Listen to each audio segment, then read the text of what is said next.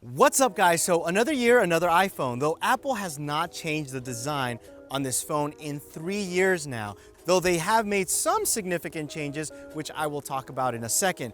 And this is more of a first impressions video on what I think about the device so far and what I expect, especially because this will be my daily driver from now on moving forward.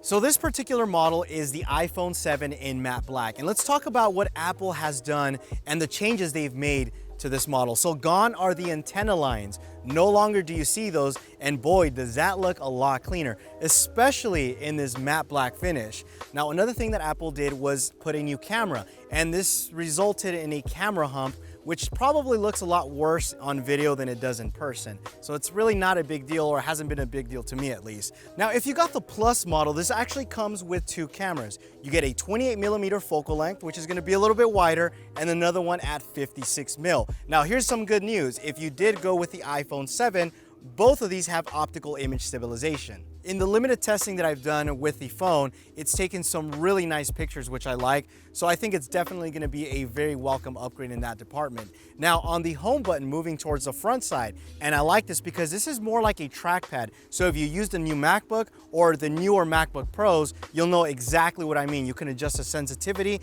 It's a lot nicer, something that I really like about the new iPhone. Now, this is one that really blew me away, and that's the stereo speakers on this. And the reason why I say blew me away is because I honestly didn't think it was gonna sound this good.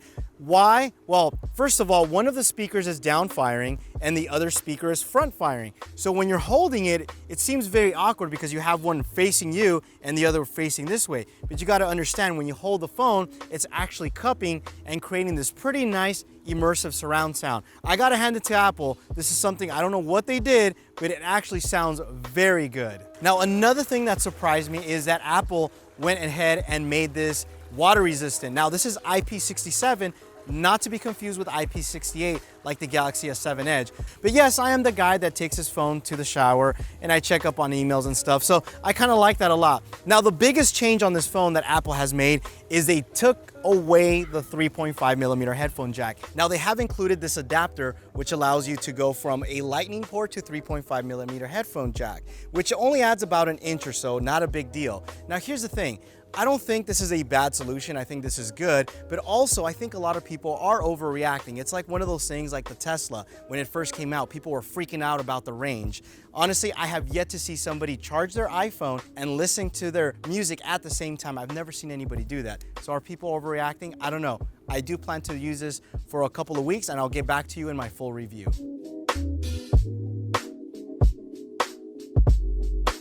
So as you can see, Apple has done a lot of hardware changes to the iPhone 7. And I think because it's still the new kid on the block, give it another 30 days to maybe 2 or 3 months after the honeymoon stage is over, is it gonna be enough to get people excited? I mean, if you're coming from an iPhone 6 or iPhone 6s Plus, I don't know if it's worth upgrading to this particular model.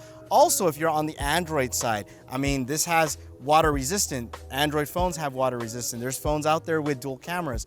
I don't know if it's gonna stray somebody out there. I feel like this is 1 year too old. If Apple would have released this particular model last year, I think it would have been very competitive in the market. I think right now it's a great update, but I think it might be a little bit too late. Now, don't get me wrong, I do think that the new iPhone has a lot going on for it, and I also think that people are going to enjoy this phone. I also do plan to use this as my daily driver alongside with my Android phone, so stay tuned for a full review coming on that. Now, if you weren't lucky enough to pick up a new iPhone 7 in matte black, because these are rare, or if you're still rocking the old iPhone 6s or 6s Plus and you want, kind of refresh update, go ahead and slap a D-brand skin, get rid of those antenna line, make them black, which will look hot again. I'm gonna leave a link to their website down below. Guys, follow me on Snapchat if you guys wanna see behind the scenes and how we do these types of videos. Thanks again for watching, and you will catch me in the next one. Adios.